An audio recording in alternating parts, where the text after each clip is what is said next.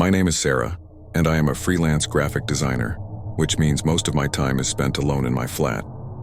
A year ago, I moved into a new apartment in a quiet, leafy part of London. It was a new chapter in my life, and I was happy. I've always been an independent woman and never felt afraid of living alone. But I didn't know that in our modern world, someone can enter your life in such a way that even your safest sanctuary becomes a prison. It all started innocently enough. I visited a newly opened cafe and loved the place.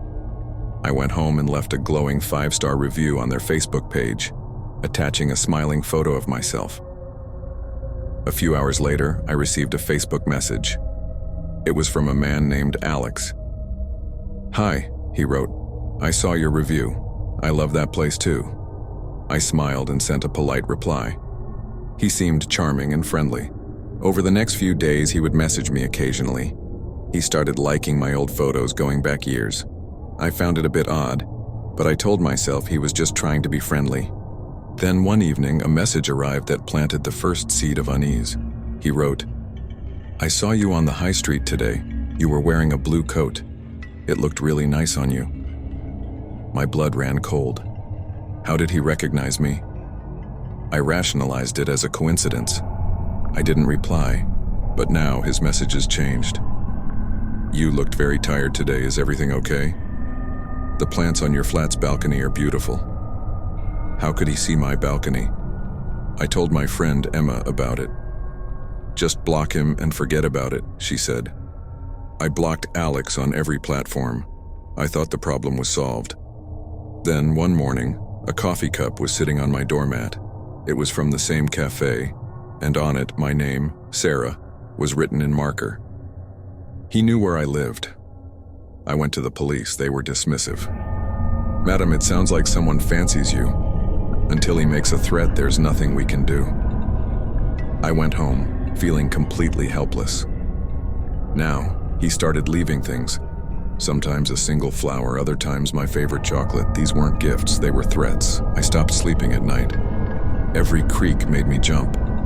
I would spend hours peering through a crack in the curtains, but I never saw anyone. I constantly felt like I was being watched. I had an extra lock installed and kept the windows shut at all times. And then, one night I woke up with a strange feeling. I felt a presence in my room. I held my breath, pretending to be asleep. The room was pitch black. Then I smelled it. A faint scent of lavender aftershave. His favorite, he had mentioned. I was frozen with terror. He was inside my room. After what felt like an eternity, I heard the soft click of my bedroom door opening and closing. He was gone. I turned on the light. I checked the entire flat. No one was there. The door was locked from the inside. How did he get in? Was I going mad? Going. The next day I noticed that a framed photo of my mother and me, which sat on my bedside table, was turned face down. It was a message. "Yes, I was here, and you can't prove a thing." This was mental torture. He was breaking my sanity. I decided I couldn't stay there any long. I packed my things and moved in with Emma.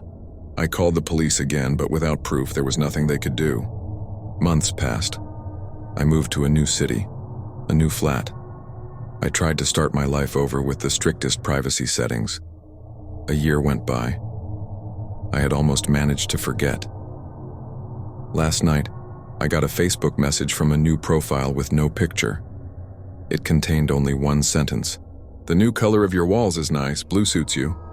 My name is Clara, and my story begins during one of the lowest points of my life. I had just gone through a painful breakup and was completely burnt out.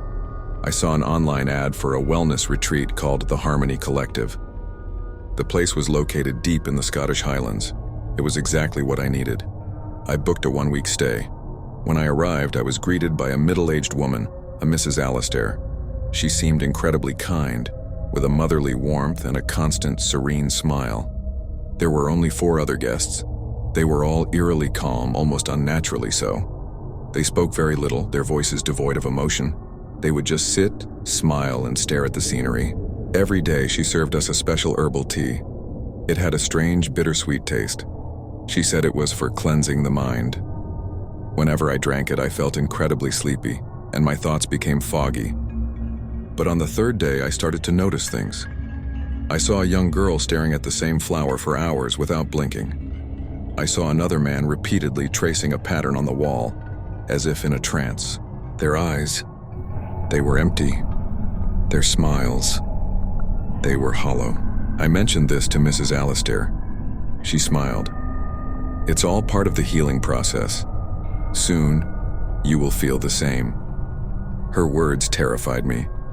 That night, I didn't drink the tea. The next day, during meditation, I slipped away into Mrs. Alistair's office. In her desk drawer, I found a collection of old diaries. I picked one up. The initial entries were just like mine. Then the handwriting started to change. On the final page, written with a trembling hand, "This isn't a retreat, it's a trap. She collects us. If anyone reads this, run." I knew I had to escape. 2 days later, in the dead of night, I slipped out of my room. The other guests were sitting in a circle in the living room, in the dark, perfectly still. Just as I neared the door, one of them, the young girl, lifted her head and looked directly at me. Her face had no smile, just emptiness. She made no sound, but it felt like a scream, because in an instant Mrs. Alistair appeared at the top of the grand staircase, her face a mask of cold, demonic fury. "You're not ready yet, Clara," she said. I wrenched the door open and ran for my life. I was found by a driver in the morning. The police raided the retreat but found nothing. Mrs. Alistair told them I was mentally unstable. No one believed me. I thought the nightmare was over. Yesterday I was walking down a busy street in my new city. In the crowd I saw a familiar face, a middle-aged woman smiling at me. It was Mrs. Alistair. She gave me a slight nod as if to say, "We'll meet again, my dear." Now I know. I didn't escape her collection. I'm just on holiday.